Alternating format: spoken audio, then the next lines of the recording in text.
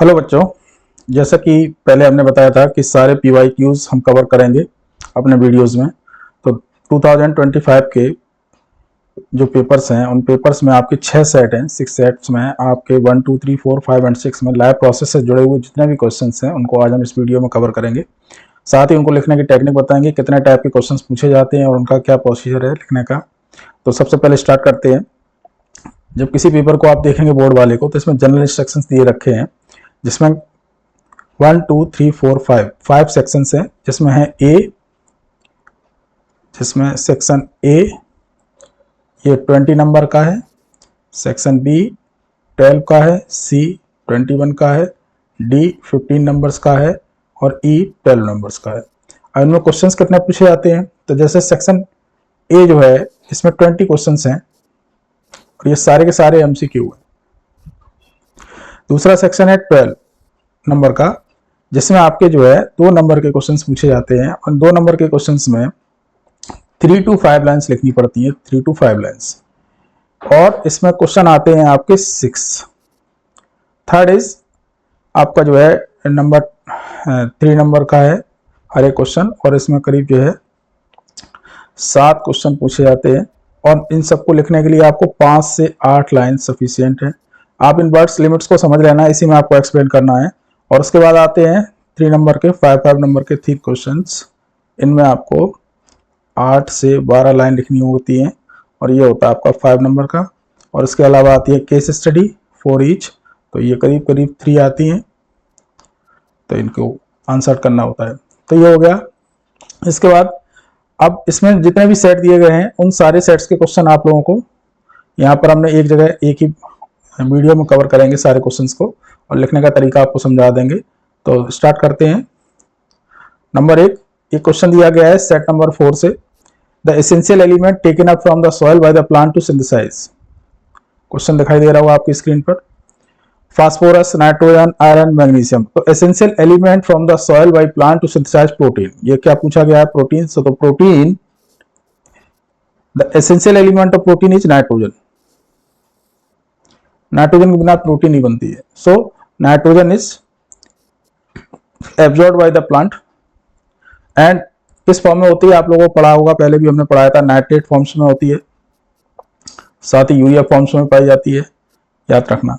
Next है एक question, ये भी 4th सेट का ही है, लैब प्रोसेस का जुड़ा हुआ। Lymph vessel carry lymph through the body and finally opens into large arteries. Option इसमें दिए गए टू स्टेटमेंट को आपको देखना है। तो 2 स्टेटमेंट क्या है? तो first is lymph vessel carry lymph through the body and finally opens into large arteries. Arteries में ओपन नहीं होती है लिम्फ वेसल, आर्टरीज में कभी ओपन नहीं होती। लिम्फ वेसल वीन्स में ओपन होती है। Lymph contain some amount of plasma protein and blood cells. Plasma protein and blood cells, yes, small proteins होती हैं, प्लाज्मा भी होता है, ब्लड सेल्स भी होती है। Lymph contain some amount of plasma protein and red blood. Red blood cells नहीं होती, ये नहीं होता। तो रेड ब्लड सेल्स नहीं है, तो ऑप्शन सी भी नहीं है और ऑप्शन ए भी नहीं है। Lymph vessel are carry lymph through the body and finally opens into larger veins, सही है ये। तो आंसर होगा बी एंड डी, 6 का बी। थर्ड, इसमें असर्शन रीजन टाइप के क्वेश्चंस भी पूछे जाते हैं, तो इसमें आपको हम बता दे रहे हैं इसका क्या तरीका है। सबसे पहले बोथ असर्शन एंड रीजन, एक असर्शन लाइन दी गई होगी, उसकी एक रीजन लाइन दी गई होगी। अगर रीजन आपका सही है और असर्शन से रिलेटेड है तो both A and R true, इसमें आप ए लगाएंगे। अगर असर्शन रीजन ट्रू है लेकिन आर एक्सप्लेन नहीं कर रहा है, यानी रीजन उसको ट्रूली एक्सप्लेन नहीं कर रहा है, तो आप बी लगाएंगे। और अगर असर्शन ए ट्रू है लेकिन रीजन फॉल्स है, आर फॉल्स है, तो ये लगाएंगे। और असर्शन फॉल्स है, रीजन ट्रू है, तो इसको लगाएंगे। तो इसमें लिया गया है एक large animals oxygen can reach different part of animals body easily. In large animal oxygen can reach different part of the animals body easily. Large animals में ऑक्सीजन इजिली कैसे पहुंचेगी? इसमें दिया गया respiratory pigment take up oxygen from the air and carried blood body tissue. तो respiratory pigment air से नहीं लेता है, रेस्पिरेटरी पिगमेंट ब्लड में होता है और वो एयर जो होती है वो लंग्स में होती है। In large animal oxygen can not reach different part of animals body, तो ये गलत है। और respiratory pigment take up oxygen from the air carry it to body tissue, ये सही हो सकता है लेकिन ये गलत है। Next, plant use a variety of technique to get rid of waste material, plant use a variety of technique to get rid of waste material justify the statement. जैसा कि लैब प्रोसेस का हमने जो है आपको लेक्चर में पढ़ाया भी था, plant use a variety of technique to get rid of waste material. तो वेस्ट मटेरियल का अलग अलग 2 नंबर में इसमें पूछा गया, तो इसमें आप पॉइंट्स लिख सकते हैं। पहला पॉइंट ये है कि प्लांट्स जो होते हैं उनका जितना भी वेस्ट मटेरियल है उनमें खास करके CO2 है, that is use in photosynthesis. And second is जितना भी और वेस्ट है, अदर वेस्ट है, वो वेस्ट जो होता है लीव्स में एंटर कर जाता है और लीव्स जो है सीडेड ऑफ हो जाती हैं, लीफ गिर जाती हैं, उससे चला जाता है। और तीसरा है कि जो वेस्ट मटेरियल है वो वेस्ट मटेरियल स्टोर हो जाता है इन द डेड टिश्यू। बस इतना लिखना है, complete. The digestion of food in human alimentary canal is a complex process. State the enzymes salt present in the following and mention their function in the process of digestion. Saliva में क्या होता है? Saliva में होता है salivary amylase। salivary amylase जो क्या करता है, जो स्टार्च को कन्वर्ट करता है सिंपल शुगर में, सिंपल शुगर में ये कन्वर्ट करता है। तो ये इसका है। वाइल जूस में कोई भी डाइजेस्टिव एंजाइम नहीं होता, बट ये हेल्प करता है, help in digestion of fat. कैसे हेल्प करता है डाइजेशन ऑफ फैट में? डाइजेशन ऑफ फैट में ऐसे हेल्प करता है कि ये इमल्सिफिकेशन करता है, ये इमल्सिफाइड करता है फैट को। इसमें कोई भी डाइजेस्टिव एंजाइम नहीं होता। पैंक्रियाटिक जूस में बहुत सारे एंजाइम्स होते हैं जिनमें शुगर को डाइजेस्ट करने वाले, लिपिड को डाइजेस्ट करने वाले और प्रोटीन को डाइजेस्ट करने वाले, यानी प्रोटीएज होते हैं वो प्रोटीन को डाइजेस्ट करते हैं, अमीनो एसिड्स में प्रोटीएजेस। एंड सेकंड इज इसमें बहुत सारे शुगर डाइजेस्टिव एंजाइम्स भी होते हैं जिनको हम एमाइलेज कहते हैं। ये भी स्टार्च को शुगर में कन्वर्ट करते हैं, सिंपल शुगर में। इसके अलावा लाइपेजेस होते हैं जो फैट को फैटी एसिड एंड ग्लिसरॉल में कन्वर्ट करते हैं, simple. Next, the gastric gland present in the wall of stomach release. देखिए इस क्वेश्चन को ध्यान से देखिए, जब हमने आपको पढ़ाया था तो हमने बताया था गैस्ट्रिक वॉल्स जो होती हैं, gastric present wall of the stomata release. Stomach से क्या रिलीज होगा? स्टमक से रिलीज होंगे म्यूकस, एक तो ये म्यूकस रिलीज होता है, ठीक है। साथ ही साथ इससे रिलीज होता है पेप्सिन। बाकी ट्रिप्सिन अग्नाशय पैंक्रियास से होता है, ये ट्रिप्सिन इसमें है तो इसमें भी नहीं। इसका आंसर है mucus and pepsin. Next, state the main function of veins in human circulatory system. Why do they not need thick walls? Actual में ये कलेक्टिंग है। क्या करती हैं? ये कलेक्ट करती हैं, कलेक्टिंग ब्लड वेसल्स हैं जो कलेक्ट करती हैं ब्लड को। और इनमें जो ब्लड है वो लो प्रेशर के साथ फ्लो होता है, इसलिए इनको हाई मस्कुलर वॉल की नीड नहीं होती है। तीसरी, इनके पास वाल्व होते हैं जिसकी वजह से जितना भी ब्लड कलेक्ट होता है वो इजीली ऊपर की तरफ, हार्ट की तरफ रन करे और वापस बीन में या ब्लड वेसल में बैक ना आए, इसलिए इसके अंदर वाल्व होते हैं। तो ये 3 रीजन है, क्योंकि ये कलेक्ट करते हैं, लो प्रेशर में होता है, तीसरा इनमें वाल्व होते हैं। इसका आंसर ये होगा। Next, on the basis of the characteristic of the process given the brackets each case differentiate between the following. Product of breakdown of pyruvate in aerobic and anaerobic respiration in human beings. Product of the process is okay. Respiration of photosynthesis plants, gas release. Respiration terrestrial animals and fishes, organs involved. अब देखिए ध्यान से इस question को पढ़ेंगे। ये बहुत simple तरीके से पूछा गया, लेकिन थोड़ा सा इसको, product of breakdown of pyruvate in aerobic respiration, aerobic and anaerobic in human beings.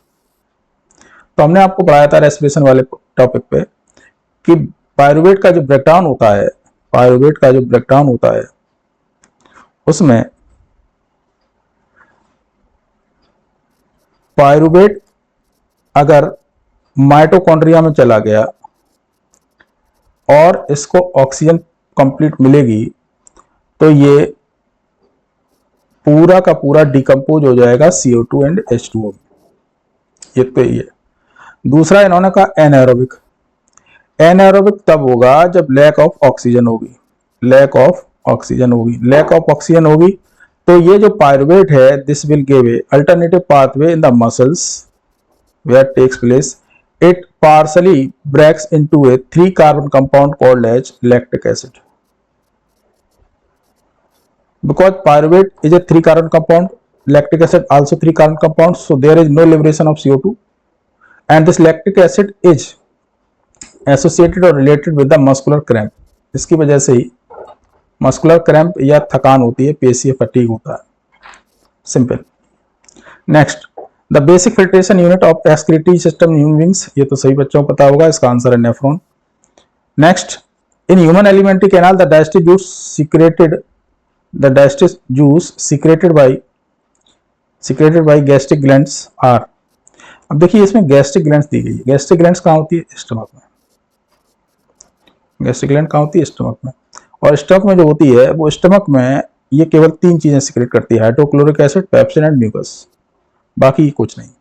Simple, इसको बिल्कुल सिंपली याद करना। स्टमक में इसको सिंपल याद रखना कि हमारे पास केवल ये है जिसको हम HPM कहते हैं, H for hydrochloric acid, P for pepsin and P for M for mucus.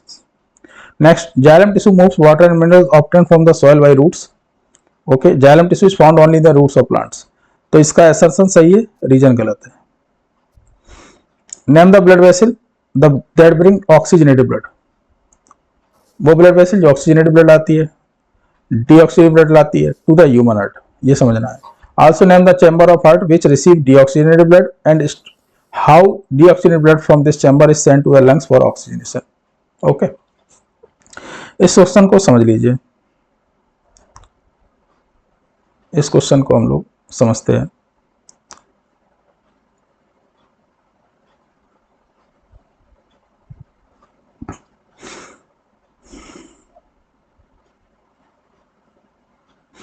देखिए, आपको याद होगा हमने हार्ट को बनाया था, हम अलग से एक डायग्राम बना रहे हैं हार्ट पर।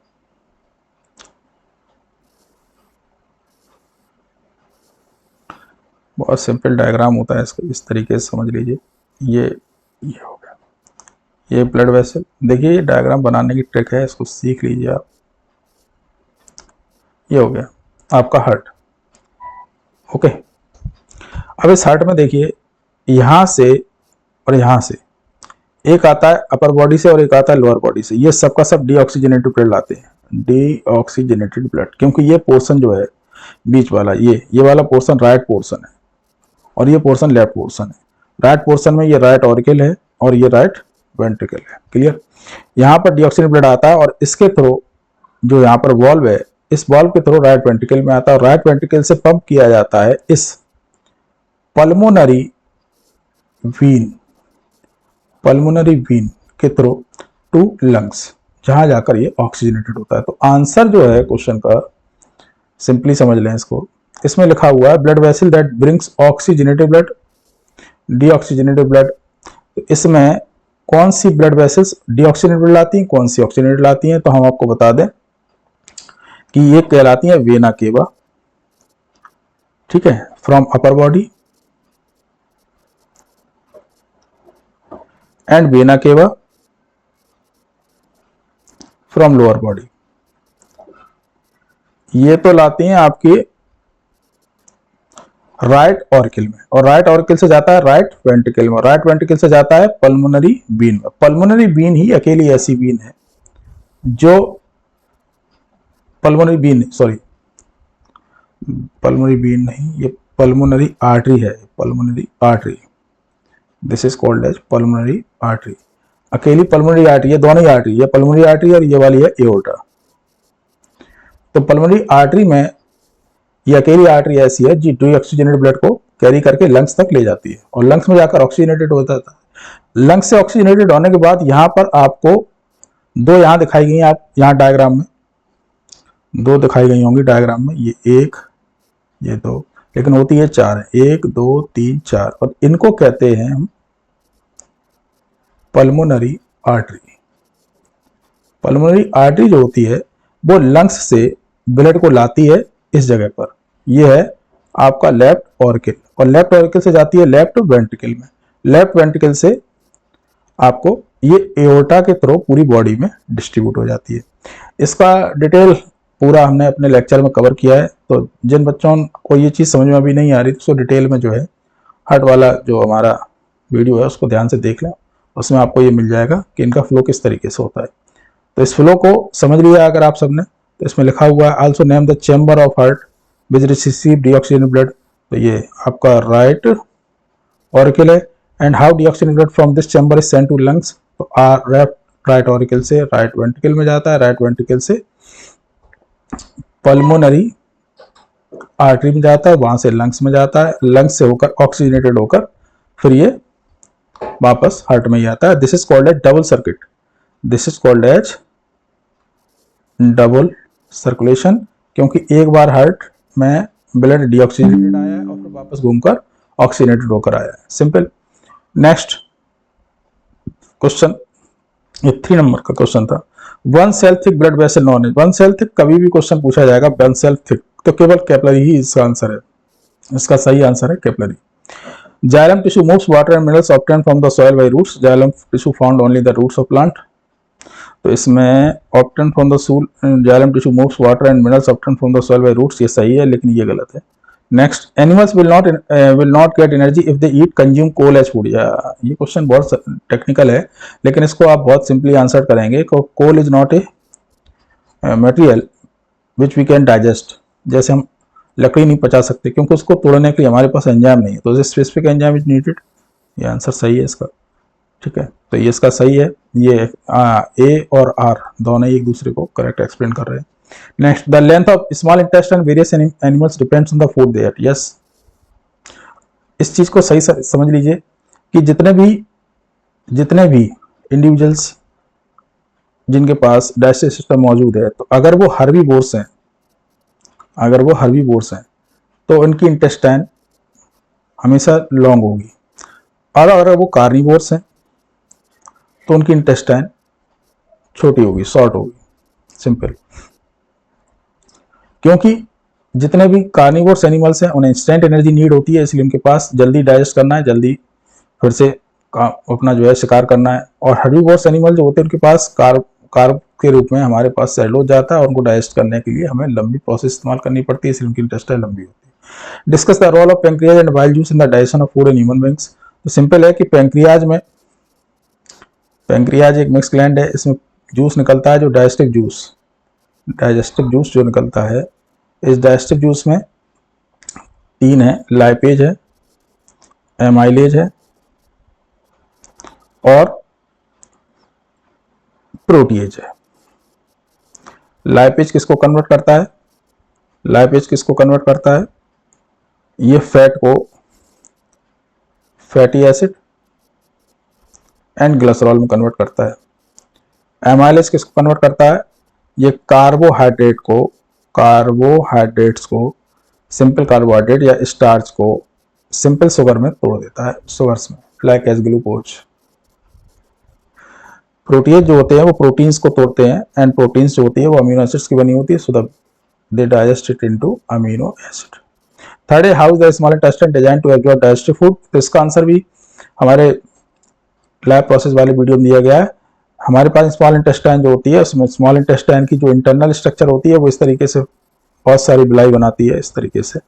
तो ये बिलाई जो होती है दे मेक्स एब्जॉर्प्टिव सरफेस को ज़्यादा बड़ा कर देती है, एब्जॉर्प्टिव सरफेस जो होती है वो ज़्यादा बड़ी होती है और इजीली जो है डाइजेशन के लिए, डाइजेस्टेड फूड को एब्जॉर्ब करने के लिए बनी होती है। Listed below the steps of nutrition in amoeba, ये एक वीडियो हमने कवर किया था।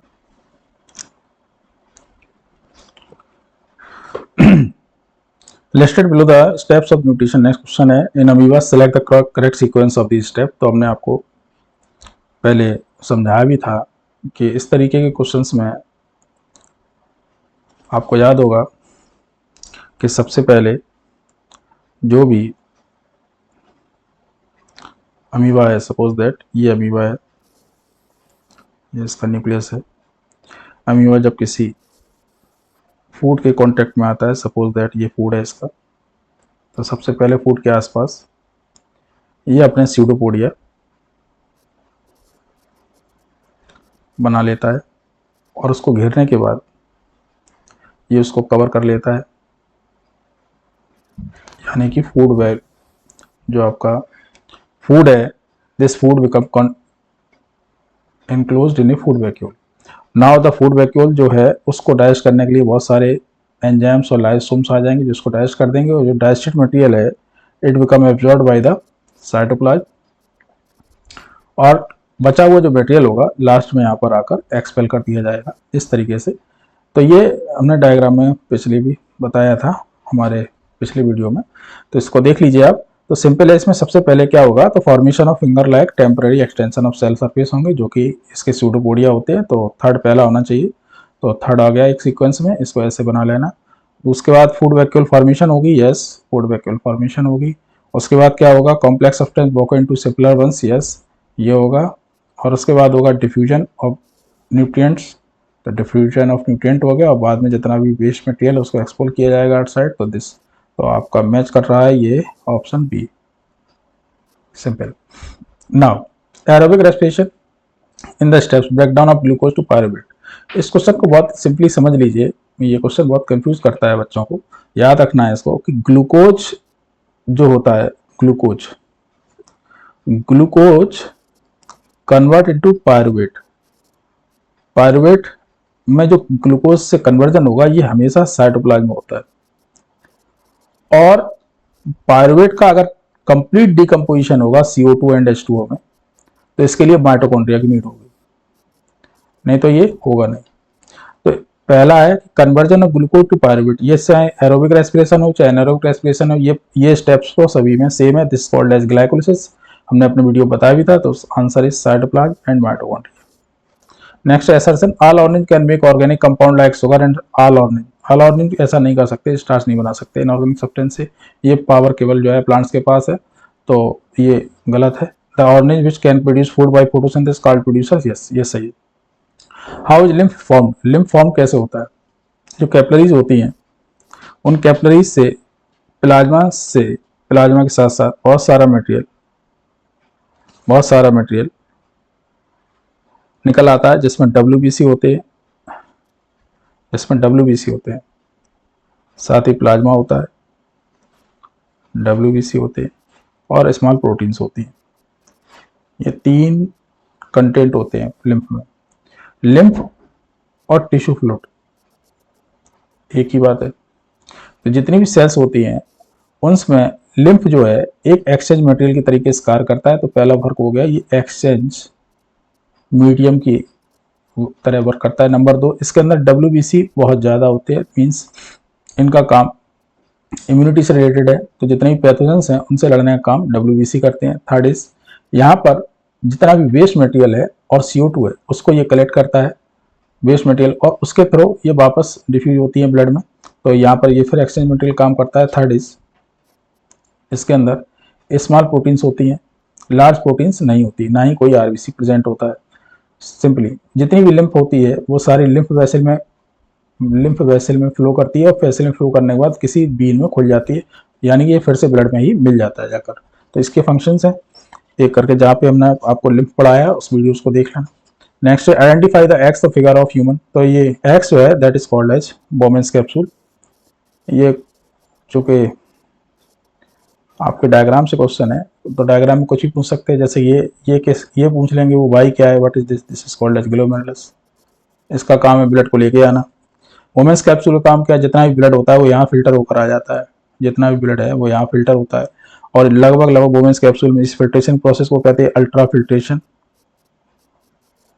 अल्ट्रा फिल्ट्रेशन जो होता है वो 180 लीटर पर डे होता है, ये फिल्ट्रेशन होता है, और ये पूरा इसी की तरफ फ्लो होता है। साथ ही इसमें पूछा why some substance are selectively absorbed from the initial filtrate of urine as it flows along the tubular part. क्योंकि हम जानते हैं 180 लीटर से केवल 1.5 लीटर तक या 1.5 से 2 लीटर तक ही यूरिन बनता है, बाकी सारा का सारा ये अब्सॉर्ब हो जाता है। बिकॉज इसमें जो फिल्ट्रेशन हुआ है, इस फिल्ट्रेशन में ग्लूकोज भी आ गए, अमीनो एसिड्स भी आ गए हैं, अमीनो एसिड्स भी हैं, ग्लूकोज भी है, अमीनो एसिड्स भी है, मिनरल्स भी हैं और बहुत सारे ऐसे बेनिफिशियल मटेरियल हैं। अगर ये ब्लड से फिल्टर होकर इसके थ्रू ही बाहर निकल गया यूरिन से, तो बॉडी का क्या होगा? तो ये वापस फिर से जो है ब्लड में रीअब्जॉर्ब किए जाते हैं। Air flowing the tubular part of nephron, ये ट्यूबुलर पार्ट ऑफ नेफ्रॉन है। इसी ट्यूबुलर पार्ट से जैसे जैसे फ्लो होगा, जैसे यहाँ फ्लो होगा, यहाँ फ्लो होगा ऐसे, और ये फ्लो होता हुआ इधर से जाकर कलेक्टिंग ट्यूब्यूल में चला जाएगा। तो यहाँ जो बनेगा वो यूरिन होगा, बाकी जितना मटेरियल होगा वो सब का सब वापस ब्लड में रीअब्जॉर्ब हो जाएगा। Right the name of one function of respiratory pigment found in human beings. तो रेस्पिरेटरी पिगमेंट को हमेशा याद रखें कि हमारे पास रेस्पिरेटरी पिगमेंट है हीमोग्लोबिन, क्योंकि यही केवल एक ऐसा पिगमेंट है जो ऑक्सीजन को कैरी करता है। तो the haemoglobin is the respiratory pigment found in human beings. What do lungs always contain residual volume of air? Yes, residual volume of air जो होता है वो हमारे एल्वुलाई में हमेशा बना रहता है, ताकि जो है रेस्पिरेशन के लिए जो है लगातार जो है एक्सचेंज ऑफ गैसेस होता रहे, वो रुकना नहीं चाहिए, क्योंकि proper supply of oxygen is needed और वापस फिर से एयर आ जाएगी। तो इस तरीके से residual volume of air is needed. Why is the ATP known as the energy currency of living organism? इसको समझ लीजिए, एनर्जी करेंसी क्यों है। What is ATP? Full form बताइए। इस फुल फॉर्म को सब लोग याद कर लें, एडिनोसिन ट्राइफॉस्फेट। जितना भी फूड होता है, इस फूड को तोड़ा जाता है और इससे जो एनर्जी निकलती है, याद होगा आपको, पायरुवेट, पायरुवेट से CO2, ये जो एनर्जी निकलती है, इस एनर्जी को क्या किया जाता है कि एडनिस, ये एडनिन हो गया, इसके साथ एक शुगर हो गया, ये फास्फेट हो गए दो इसके साथ। Now this is called as ADP, adenosine diphosphate. जो एक्स्ट्रा एनर्जी है, इस एनर्जी की हेल्प से एक एक्स्ट्रा फॉस्फेट को इसके साथ जोड़ा जाता है एनर्जी की हेल्प से। तो energy become store in this bond. So जितनी भी एनर्जी है वो स्टोर हो गई। अब अगर हमें एनर्जी की नीड होगी तो ये वापस ब्रेक करेगा, यानी फिर से ये ATP इनऑर्गेनिक फॉस्फेट को, इनऑर्गेनिक फॉस्फेट ये है, ये जब टूटेगा तो इससे एनर्जी निकलेगी, और ADP से ATP फॉर्मेशन जब होगी तो इनऑर्गेनिक फॉस्फेट की जरूरत होगी प्लस एनर्जी की नीड होगी। तो एनर्जी यहां से है। इस तरीके से ये ATP से ADP और ADP से ATP लगातार बनता रहता है। जब ATP से ADP बनता है तो एनर्जी रिलीज होती है। इस एनर्जी को यूज किया जाता है रेस्पिरेशन में, लाइफ प्रोसेस में और सब चीजों में, ठीक है। और जो ADP से ATP बनता है, इसमें एनर्जी स्टोर होती है, स्टोर एनर्जी। जितनी भी फूड से एनर्जी मिली है उस एनर्जी को स्टोर किया जाता है ताकि टाइम वक्त आने पर इसको कॉल। तो इस तरीके से हमारे 2025 के जितने भी 6 सेट्स हैं, उन 6 सेट्स में लैब प्रोसेस के जितने भी क्वेश्चंस पूछे गए, सारे क्वेश्चंस आपको हमने कवर करा दिए हैं। इन सारे क्वेश्चंस को अच्छी तरीके से आप जो है रिवाइज कर लें। इनमें कई क्वेश्चन रिपीट होते हैं और इंपॉर्टेंट वैल्यू रखते हैं। इसमें जो डिटेल इसका लिखने का है अगर, तो हम उसका रिटन कंटेंट आपको प्रोवाइड करवा देंगे लिंक में। और बाकी जो 2024, 2023 जितने भी क्वेश्चंस अभी तक पूछे जा रहे हैं जहां से, वो सारे क्वेश्चंस हम आपको वीडियोज में कवर कराते रहेंगे। Thank you very much. और सभी बच्चे जितने भी वीडियोज आ रहे हैं उन वीडियोज को लाइक, शेयर और सब्सक्राइब कर दें। सब्सक्राइब करने से तेजी के साथ वीडियो बनने की एनर्जी आ जाती है, ज़्यादा से ज़्यादा वीडियो आपके पास पहुंचेंगे और आप जो है जितना ज़्यादा वीडियो आप देखेंगे उतनी जल्दी आप कवर कर पाएंगे। बोर्ड से एग्जाम नज़दीक हैं, इसलिए टाइम वेस्ट करने से अच्छा है कि आप वीडियोस को देखें और तैयार करते रहें content. Thank you very much. Like, share, subscribe जरूर करें, बेल आइकन को दबा दें जिससे नए नए वीडियो के नोटिफिकेशन आपके पास पहुंचते रहे। Thank you.